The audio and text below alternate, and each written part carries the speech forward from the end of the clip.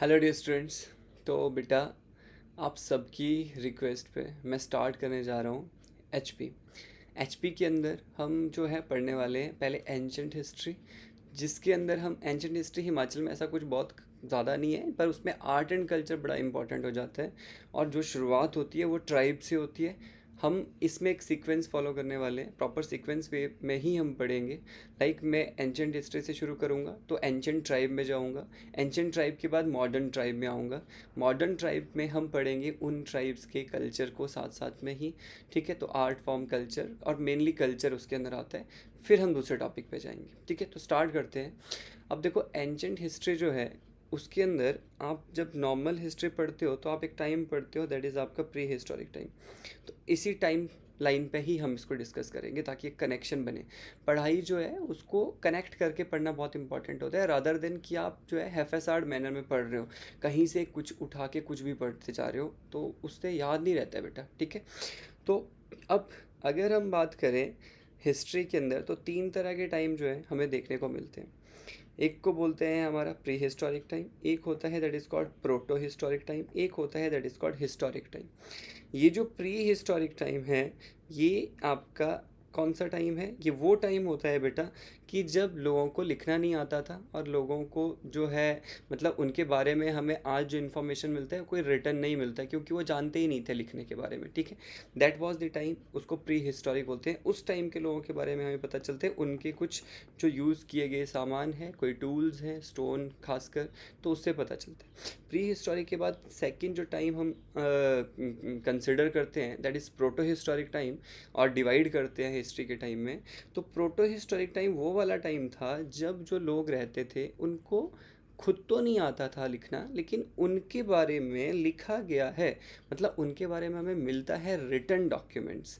और ये टाइम खासकर आप देखोगे वैदिक टाइम और पोस्ट वैदिक जो टाइम चलता है उस टाइम से शुरू होता है। तो ये है प्रोटो हिस्टोरिक टाइम, जो खुद लिखना नहीं जानते लेकिन किसी और ने, उनके सक्सेसर्स ने उनके बारे में लिखा। जैसे वेदों में मिलता है वैदिक टाइम के बारे के लोगों के बारे में, लेकिन वैदिक टाइम के लोग खुद नहीं जानते थे लिखना। ऐसे हिस्टोरियंस मानते हैं कि वो खुद लिखना नहीं जानते इसलिए उन्होंने लिखा नहीं, लेकिन लेटर वैदिक टाइम जब आया तो उस टाइम पे लिखा गया उनके ऊपर। तो वेदास बाद में लिखे गए भाई लेटर लेटर वैदिक टाइम पीरियड में। ठीक है, देन आता है हिस्टोरिक टाइम। हिस्टोरिक टाइम वो है जब लोगों को लिखना भी आता था और उस समय के लोगों के बारे में उन्होंने खुद से लिखा है अपने बारे में, और हमें रिटर्न उनके बारे में इंफॉर्मेशन और एविडेंसेस मिलते हैं।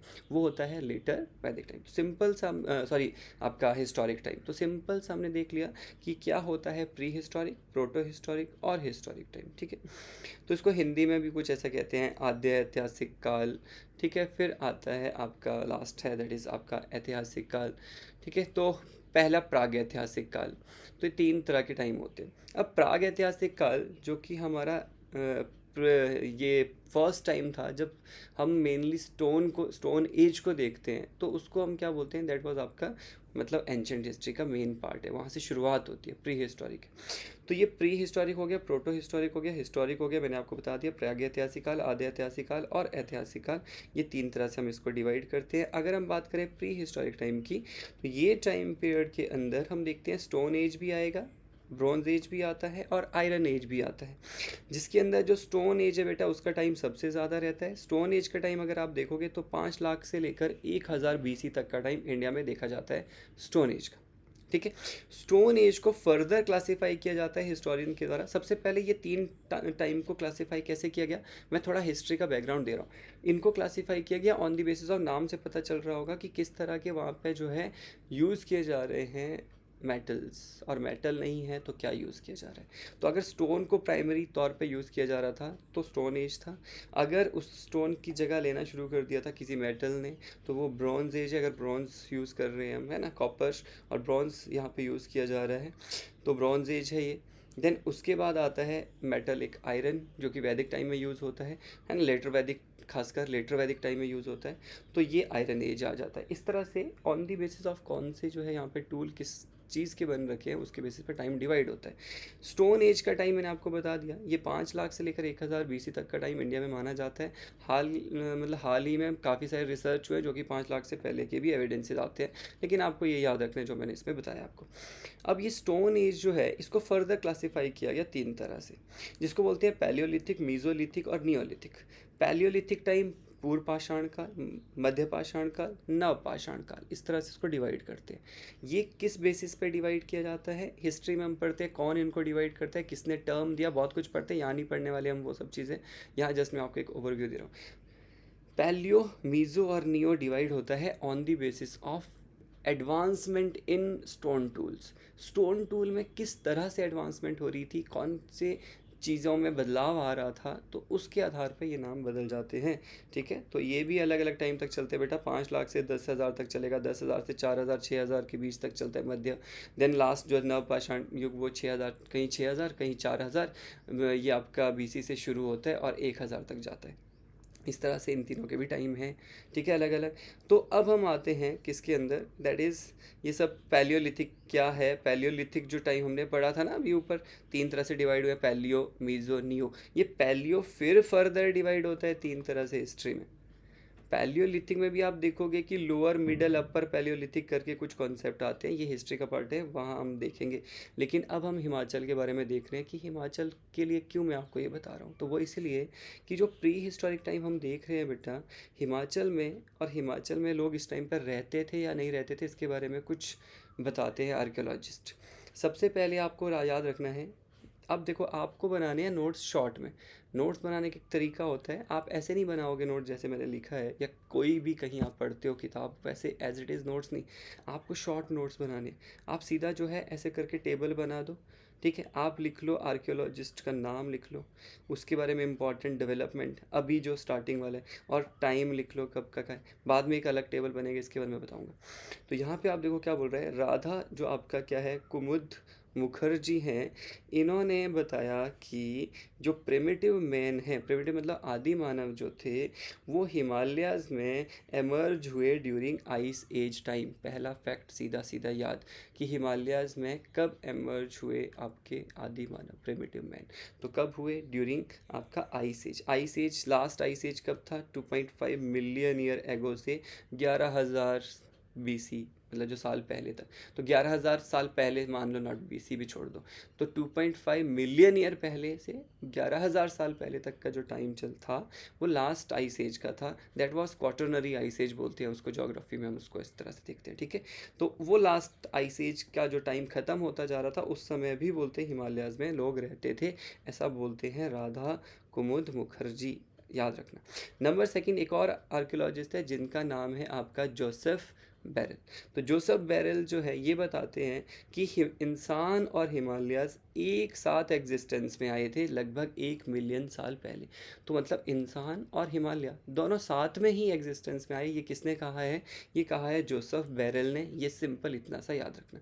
अब हम बात करते हैं मॉडर्न जो आर्कियोलॉजिस्ट, जो मॉडर्न एविडेंस बेस पे बात करते हैं, क्योंकि पिछले जो आर्कियोलॉजिस्ट थे तो वो कुछ एविडेंसेस, कुछ ठोस सबूत नहीं है, लेकिन यहाँ हमें कुछ ठोस सबूत मिलते हैं जो कि हम देखते हैं स्टोन एज के टाइम पीरियड में हिमालयस में लोग रह रहे थे, ऐसा कहा जाता है। और ये कहा जाता है किसके द्वारा, सबसे पहले एक आर्कियोलॉजिस्ट हैं, उनका नाम है ओलिव प्रॉफर। आपको टेबल बनाना है, आपको लिखना है आर्कियोलॉजिस्ट का नाम, आपको लिखना है ईयर का नाम, आपको लिखना है साइट्स, कौन कौन सी जगह पे आपको एविडेंस मिले हैं, ठीक है, आपको लिखना है रिवर बैंक, कौन सी नदी के किनारे, आपको लिखना है डिस्ट्रिक्ट। इस तरह से आपको 4 5 6 अलग अलग कैटेगरी बनानी है जहाँ से क्वेश्चन सीधा सीधा बन सकता है ना। कैटेगरी बनाओगे तो आपको सीधा सीधा पता चलेगा कहाँ। अगर डिटेल में कोई बच्चा कर रहा है तो आपको डायग्राम भी बनाना है, रिवर भी बनाना है, उसके बैंक पे उस जगह पर पर्टिकुलर जगह पर लोकेट भी करना है, तो डायग्राम से और भी अच्छे से याद रह जाता है, ठीक है। तो यहाँ पे ये क्या कह रहा है, ये कह रहा है बेटा कि ओलिव प्रॉफर 1951 के अंदर इनको स्टोन टूल्स मिलते हैं, और वो भी कलर्ड स्टोन टूल मिलते हैं। और ये कलर्ड जो स्टोन टूल है ये कहाँ मिलते हैं इनको, ये मिलते हैं, नदी कौन सी है, दैट इज़ सिरसा। सिरसा नदी जो कि ट्रिब्यूटरी है सतलुज की, लेकिन है कहाँ, नालागढ़ के अंदर। कमेंट बॉक्स में आप मुझे बताओ ज़रा फटाफट कि ये राइट बैंक ट्रिब्यूटरी है या लेफ्ट बैंक ट्रिब्यूटरी है। सिरसा कौन सा ट्रिब्यूटरी, जल्दी। मैं रोज़ क्वेश्चन अब पूछूंगा आपको, आपको ज़रूर आंसर देना है जितने बच्चे देख रहे हैं, ठीक है। तो इसलिए मुझे लगेगा कि हाँ आप सीरियसली देख रहे हो, नहीं तो मतलब मुझे कोई ऐसा है नहीं बेटा कि मैं यूट्यूब ऐसे नहीं बना रहा हूँ कि मुझे इससे कुछ वो करना है, मतलब पैसा कमाना है या कुछ ऐसा। इट्स जस्ट माई मतलब पैशन समझ लो, और मेरा इंटरेस्ट है कि मुझे मतलब पढ़ाने का इंटरेस्ट है, सिंपल, ठीक है। तो इसीलिए मैं बना रहा हूँ ये वीडियोस। तो आप एंगेज्ड हो मेरे साथ या नहीं हो, मुझे पता चलेगा कि मैं बनाऊँ ये आगे या रहने दूँ, ठीक है। ओके, सो ऑलिव प्रॉफर याद रखना, 1951। रिवर है सिरसा, आपको बताना है कौन से बैंक पे है ये, राइट बैंक ट्रिब्यूटरी या लेफ्ट, लेकिन नालागढ़ के अंदर है और सतलुज का ट्रिब्यूटरी है। तो ऐसे करके जो टेबल मैंने बताया था वहाँ पे उस चीज़ों को ऐड डाल दो अलग अलग करके, ये पैराग्राफ फॉर्म में लिखने की आपको ज़रूरत नहीं पढ़ाने के लिए, लेकिन इस तरह से रखना पड़ेगा, नहीं तो वो एक शॉर्ट बहुत ही शॉर्ट हो जाएगा, है ना, कि मैं सीधा सीधा बताऊँ। वो तो बिल्कुल ही रिवीजन, लास्ट रिवीजन वीडियो है वो, उसको भी मैं ले आऊँगा आपके साथ कभी। ओके, सो नेक्स्ट आपको याद रखना है 1955 के अंदर अगेन बीबी लाल, जिनका नाम है ब्रज बसी लाल, इनको भी जो है कुछ स्टोन टूल मिलते हैं, एविडेंसेस मिलते हैं। लेकिन ये जो स्टोन टूल हैं ये कहाँ मिलते हैं, तो आप देखोगे ब्यास नदी और ब्यास के साथ बाणगंगा। तो ब्यास के साथ बाणगंगा जो है ट्रिब्यूटरी ऑफ ब्यास इन कांगड़ा, तो इन दोनों नदियों के बैंक पे और कुछ इसी व्यास नदी के मुहाने पे कुछ साइट्स मिलती हैं, जहाँ की कितने नंबर ऑफ टूल मिलते हैं इनको, 72 नंबर ऑफ टूल्स मिलते हैं। जगह का नाम क्या क्या है जो ये कांगड़ा में है जगहें, तो याद रख लेना, ये भी गुलेर में मिलता है, और आपका धलियारा में मिलता है, देहरा में मिलता है, और मसरूर में मिलता है, ठीक है। ये इंपॉर्टेंट जगह हैं कांगड़ा के अंदर ही जहाँ ये स्टोन टूल्स इनको मिलते हैं। ये जो सारे स्टोन टूल मिलते हैं ये रिजेंबल करते हैं एक और नदी घाटी सभ्यता के साथ, और वो नदी घाटी सभ्यता थी that is not Sohan, it is Soan, SOAN है ये। और ये जो मतलब सिविलाइजेशन था वो आज के टाइम में पाकिस्तान के अंदर आपको देखने को मिलता है। पाकिस्तान के अंदर एक रिवर है, सोन रिवर, उस नदी घाटी पे स्पेसिफिक टाइप ऑफ एक कल्चर डेवलप हुआ था, इसलिए उसको सोन टाइप ऑफ कल्चर भी कहा जाता था। तो यहाँ पे यही बोल रहा है कि सोन टाइप स्टोन मिलते हैं, मतलब वो उस तरह के कुछ मिलते हैं यहाँ पर भी। तो ये भी याद रखना कि किस तरह के मिलते हैं, कहाँ मिलते हैं, कलर्ड स्टोन कहाँ मिले थे, किसको मिले थे, कौन कौन सी जगह पे और कितने मिले थे, ठीक है। नेक्स्ट नेक्स्ट हमारे पास आते हैं और आर्कियोलॉजिस्ट जिनका नाम है doctor GC Mahapatra. GC Mahapatra को 500 से ज़्यादा कुछ स्टोन टूल्स मिले हैं बेटा, जो कि सिरसा और कांगड़ा रिवर वैली, सिरसा हमने देखा था अभी अभी, और कांगड़ा रिवर वैली भी हमने देखा, इन दोनों ही नदी घाटी में इनको मिले हैं ये स्टोन टूल। 500 स्टोन टूल से ज़्यादा मिले हैं, याद रखना कहाँ कहाँ मिले हैं। देन लास्ट 3 आर्कियोलॉजिस्ट आपने देखे, नाम याद रख लेने। अब कुछ इंपॉर्टेंट स्टैटिक चीज़ आपको याद रखनी है, जैसे कि सबसे पहले आपको बोलेगा कि स्टोन टूल के एविडेंस जो हैं जो मिले हैं कहाँ, ज्वालामुखी में, देहरा में, देहरा गोपीपुर में मतलब, और नूरपुर में, ये इंडिकेट करते हैं early stone age in Kangra.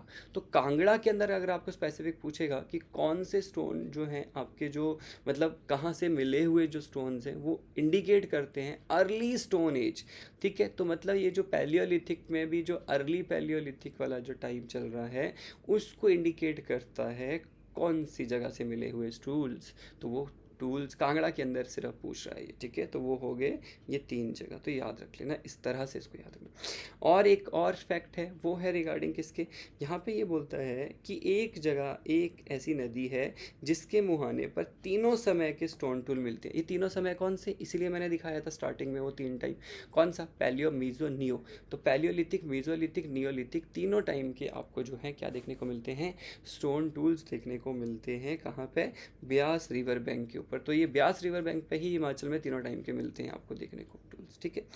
Okay जी, एक और आर्कियोलॉजिस्ट के बारे में इंपॉर्टेंट आपको पढ़ना है। तो देखो 1974 में PC खन्ना और डॉक्टर RV जोशी और डॉक्टर NS राजगुरु, तीनों के नाम याद रख लो, ठीक है। PC Khanna, RV Joshi, NS Rajguru, इन तीनों को 1974 के अंदर क्या मिलता है, स्टोन टूल्स मिलते हैं। कहाँ, बोलता है Suketri area, not Suketi, it is Suketri. Suketri area आता है सिरमौर के अंदर, जो मारकंडे रिवर है उसके किनारे। तो मतलब मारकंडे रिवर के बेसिन में एक एरिया आता है, दैट इज सुकेत्री। ये सुकेत्री एरिया में मिलते हैं स्टोन टूल्स। इन तीनों आर्कियोलॉजिस्ट को याद रखना, ठीक है, नाम याद रख लेना, एरिया याद रख लेना, दैट्स इट। तो यहाँ पर हमने इस क्लास में जो है वो पढ़ा कि कौन कौन से आर्कियोलॉजिस्ट हैं, उनको कौन से स्टोन टूल मिलते हैं, कहाँ मिलते हैं। आपको लास्ट में एक फ्लो चार्ट बनाना है, छोटा सा, इतना सा, उसी को आपको फिर बाद में रिविजन करना है, ठीक है बेटा, दैट्स इट। तो यहाँ हो गया। नेक्स्ट क्लास में हम पढ़ेंगे साइट्स इंपॉर्टेंट, कौन से डिस्ट्रिक्ट में कौन सी हैं, फिर आगे कंटिन्यू करेंगे, ठीक है। तब तक के लिए जो बाकी जो वीडियोस इस पे अपलोड हो रखे हैं, जैसे कि इकोनॉमिक सर्वे के वीडियोस हम अपलोड करना शुरू कर दिया है हमने, ठीक है। तो जो भी वीडियोस है प्लेलिस्ट में आप जाओ, वहाँ पे हैं और सीक्वेंस में देखना शुरू कर दो आप। Okay, bye bye.